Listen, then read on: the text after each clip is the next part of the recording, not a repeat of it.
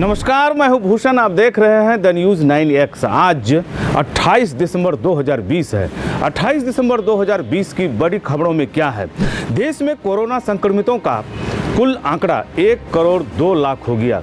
इनमें से स्वस्थ होने वालों की संख्या 97,81,000 हो गई। कोरोना से मरने वालों का अब तक का कुल आंकड़ा 1,47,000 है।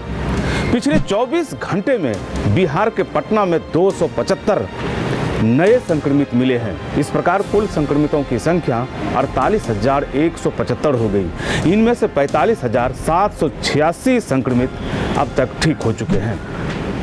भारत के प्रधानमंत्री नरेंद्र मोदी ने रविवार को देशवासियों से अपनी रोजमर्रा की जिंदगी में इस्तेमाल होने वाले विदेश में निर्मित वस्तुओं के विकल्प के रूप में मौजूद भारतीय उत्पादों को अपनाने की अपील की। उन्होंने कहा कि लोगों को इसे नव वर्ष के संकल्प के तौर पर लेना चाहिए। आत्मनिर्भर भारत बनाने के लिए यह संकल्प बेहद जरूरी है। इधर अखिल भारतीय किसान संघर्ष समन्वय समिति के आह्वान पर राज्य में अखिल भारतीय किसान महासभा के नेताओं, कार्यकर्ताओं और आम किसानों ने थाली बजाकर पीएम के मन की बात का विरोध किया। सांसद आरसीपी सिंह जनता दल यूनाइटेड के नए राष्ट्रीय अध्यक्ष बनाए गए हैं। आरसीपी सिंह के राष्ट्रीय अध्यक्ष बनने पर मुख्यमंत्री नीतीश कुमार ने कहा कि मुख्यमंत्री रहते हुए जदयू राष्ट्रीय अध्यक्ष का पद संभालने और पार्टी के लिए अपेक्षित समय देने में मुझे दिक्कत हो रही है, इसलिए पार्टी के अध्यक्ष पद से मुक्त होना चाहता हूं। आगामी 5 जनवरी से जाप सुप्रीमो पप्पू यादव किसान मजदूर रोजगार यात्रा शुरू करेंगे। यह यात्रा आरा के ऐतिहासिक वीर कुंवर सिंह किला से शुरू किया जाएगा। जमुई के क्षत्रिय कुंड के रास्ते पर मोकामा के प्रहलादपुर निवासी रविंद्र सहनी की जली हुई लाश मिली है। घटनास्थल के पास से उनकी मोपेड भी मिली है। परिजन उसे जिंदा जलाने की बात कर रहे हैं, लेकिन पुलिस इससे इनकार कर रही है। मोपेड पर किसी अन्य बाइक का नंबर अंकित है। बताया गया कि रविंद्र के मामा मामी लखीसराय में रहते हैं। वह भी मामा मामी के साथ ही लखीसराय के गोसाई मोहल्ले में रहता था। वह मोपेड पर फेरी वाला काम करता था। पुलिस मामले को गंभीरता से ले रही है और जांच कर रही है। गोपालगंज के विष्णुपुर गांव में 2 दलित भाइयों को दबंग किस्म के अपराधियों ने बेल्ट से जमकर पीट दिया। दबंगों ने इतना पीटा कि इलाज के दौरान एक ने दम तोड़ दिया। मृतक का नाम टुनटुन गोंड बताया गया। मृतक के भाई राजू गोंड की भी हालत गंभीर है। पूर्णिया सहरसा मुख्य मार्ग पर मधेपुरा जिला से सटे पूर्णिया के चैनपुरा गांव के पास गुलाबबाग मंडी से किराना सामान लेकर मधेपुरा जिले के राजपुर गांव जा रहे व्यवसायी धीरेन्द्र यादव को अपराधियों ने ढूंढ डाला। धीरेन्द्र की खता इतनी ही थी कि अपराधियों के लूटपाट का उन्होंने विरोध किया था।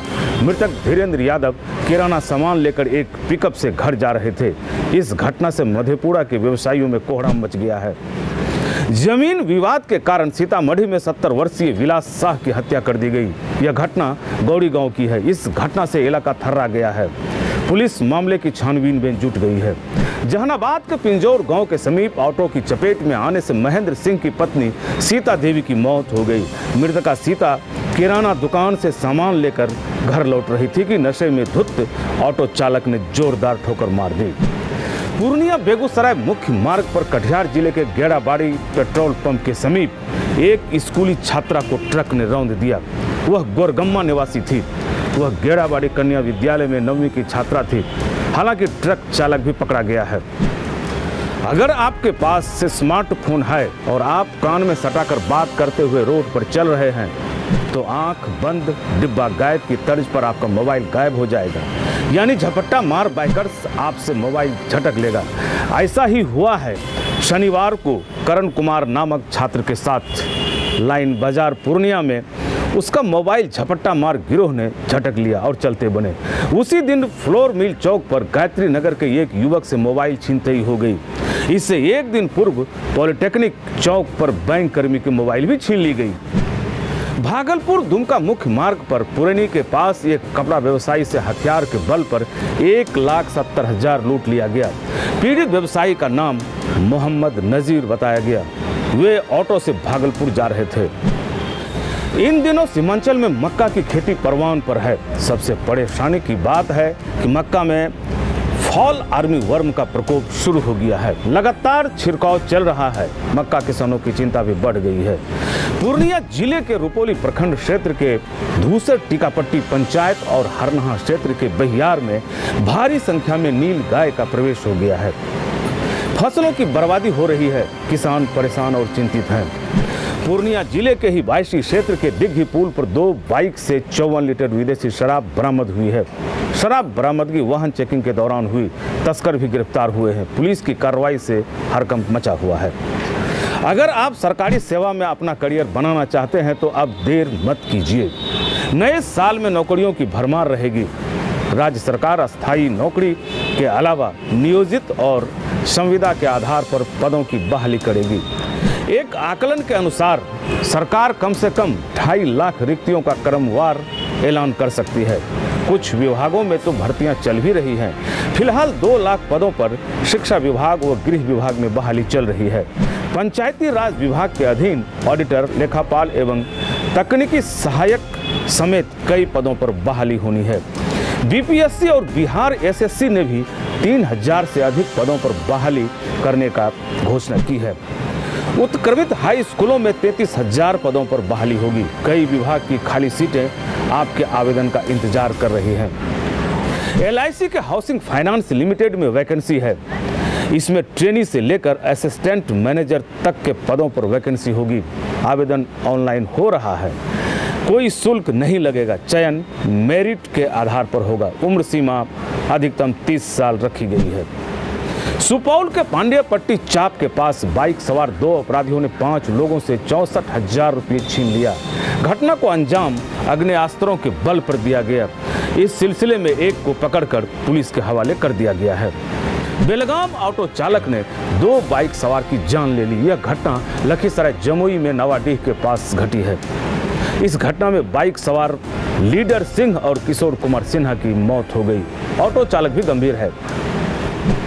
किशनगंज के विद्य भिट्टा के समीप रोड रोबरी करने वालों ने एक सब्जी बेचने वाले का 1800 रुपये और मोबाइल छीन लिया। इस तरह की घटनाएं आम हो गई हैं। लोग चकित हैं कि आखिर इतनी छोटी छोटी घटना क्यों होने लगी है। अररिया जिले के फारबिसगंज में 4 लेन हाईवे पर घने कोहरे के कारण बस, ट्रक और ट्रैक्टर आपस में टकरा गए।